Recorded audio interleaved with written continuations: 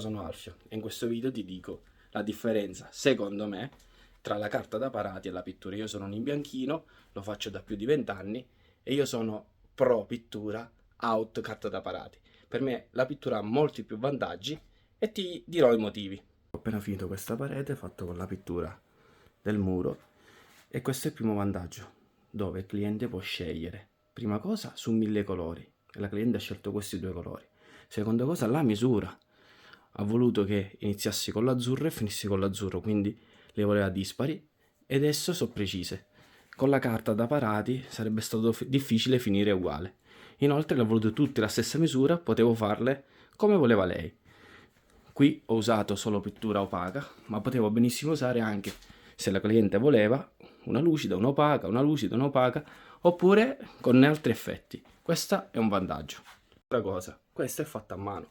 Ormai ai giorni nostri l'artigianato è passato, ormai è tutto fabbricato, stampato, però il valore che ha una cosa fatta a mano e una cosa stampata non è uguale. Una volta valeva, adesso non c'è più differenza. Inoltre poteva scegliere di fare la prima fascia più grande, man mano si stringevano.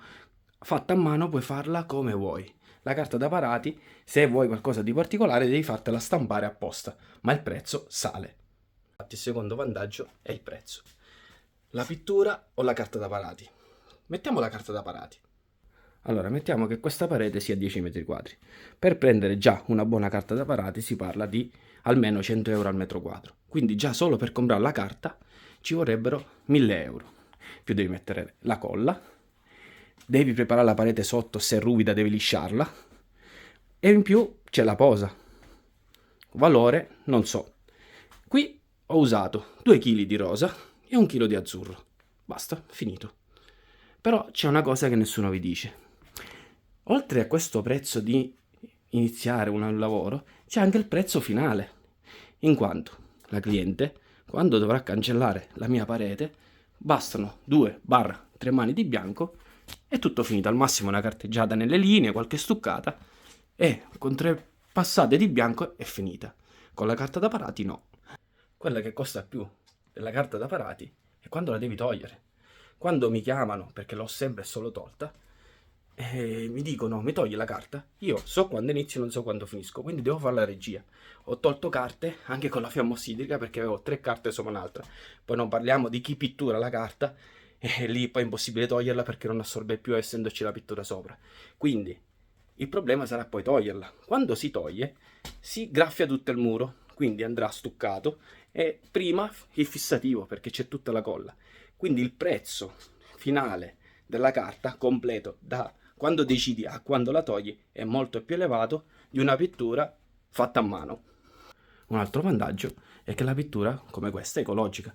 Immagina che ho fatto il rosa ieri sera e i clienti hanno dormito, quindi nessun odore. Inoltre se compare muffa o qualcosa qua si vede subito. Con la carta da parati resta dietro, non la noti ma la odori e questa è una cosa che molti sottovalutano.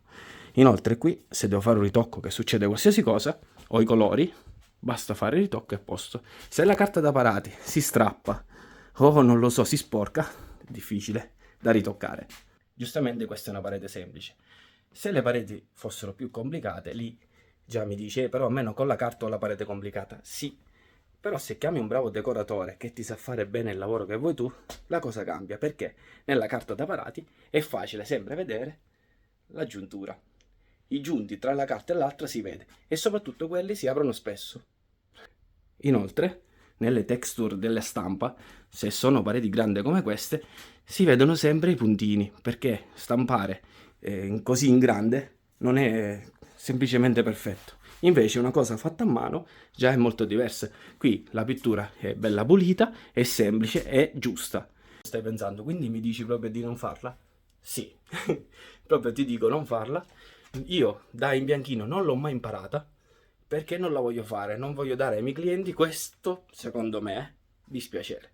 Perché poi gli costerà dopo un sacco di soldi. Molti per evitare, come dicevo prima, imbiancano sopra la carta, che è lo sbaglio più grande che si possa fare, perché lì poi non si stacca più, perché fa da doppia colla e non assorbe più. Quindi quello che ti consiglio è pensaci bene, guarda bene e se al massimo chiama un bravo pittore, un bravo decoratore che ti fa quello che vuoi tu.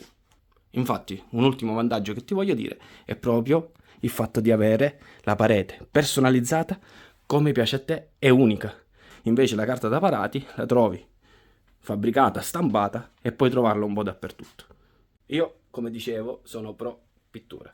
Se tu sei per la carta da parati, scrivimi nei commenti cosa pensi che io abbia sbagliato a dirti, cosa ha buono la carta da parati, magari mi rifarò l'idea, ma al momento per me carta da parati è da abolire. Se questo video ti è piaciuto iscriviti e segui i miei video. Buona giornata a tutti!